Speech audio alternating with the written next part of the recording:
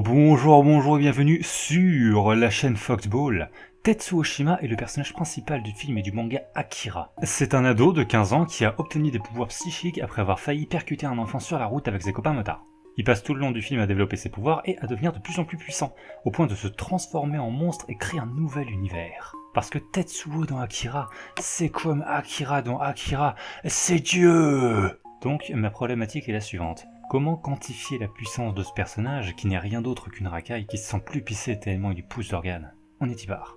Pour commencer, qu'est-ce qu'on sait de Tetsuo dans le film? C'est un motard qui a un complexe d'infériorité vis-à-vis du chef de leur gang, Kaneda. Mais niveau puissance, c'est juste un humain. Enfin en tout cas c'est ce que la mise en scène essaie de faire croire. Et oui, Tetsuo, même avant d'avoir ses pouvoirs psychiques, est capable de blesser physiquement Kaneda, qui lui est capable de briser des os et péter des portes fermées à clé à coups d'épaule, parce que c'est trop classe, mais quand même. Donc déjà, on est au-delà d'une force humaine normale. Tetsuo est très fort, même pour un humain. Pour ce qui est de son intelligence, je serais tenté de dire en dessous de la moyenne parce qu'il est envoyé dans un lycée de rattrapage avec que des racailles autour de lui, mais bon, racaille veut pas dire stupide et réussite scolaire veut pas dire intelligence. Tetsuo et Kaneda s'y connaissent tous les deux beaucoup en moto par exemple. Donc voilà, pour pas prendre de risques, je l'estime avoir une intelligence normale. Et dans le manga, c'est exactement pareil. Le manga commence à vraiment changer du film quand Tetsuo obtient ses pouvoirs. Lorsqu'il obtient ses pouvoirs psychiques, au début ça ne se manifeste pas de façon flagrante. Au mieux, il pète des lumières, au pire, il attire des objets à lui. Et il gagne en puissance tout le long du film, donc pour calculer sa force, je prends le Tetsuo d'avant sa transformation finale. Si on résume ce qu'il a fait pendant le film, il a explosé un tank, détruit un pont et détruit une partie d'un stade olympique. Et il est capable de créer des champs de force qu'il protège. Mais le problème c'est que rien ne peut briser un de ces champs de force dans le film ou le bouquin, donc c'est pas vraiment possible de mesurer leur force. En termes de vitesse, il est très rapidement monté dans l'espace intersidéral pour détruire un satellite et est redescendu sur Terre. Et ça lui a littéralement pris quelques secondes. Et il avait des réactions qui lui permettaient de réagir à des tirs laser, donc il est à minima hypersonique.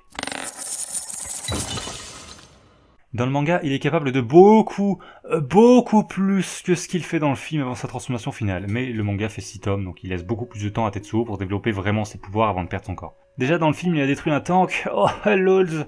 Dans le manga, il a fait un cratère sur la Lune. Vous imaginez la puissance que ça nécessite de creuser un cratère de cette taille? Sachez qu'il existe des calculs faits pour estimer la puissance de Tetsuo dans le manga.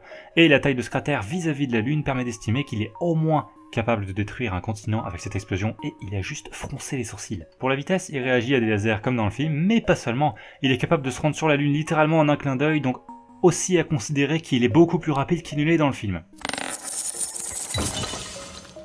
Tetsuo continue de gagner en puissance et il change de forme dans le film et dans le manga, et devient un genre de fétiche géant avec des pouvoirs incroyables. C'est que dans le film comme le manga, il reste très peu de temps dans cette forme avant la fin, donc c'est difficile d'estimer ce qu'il est vraiment capable de faire.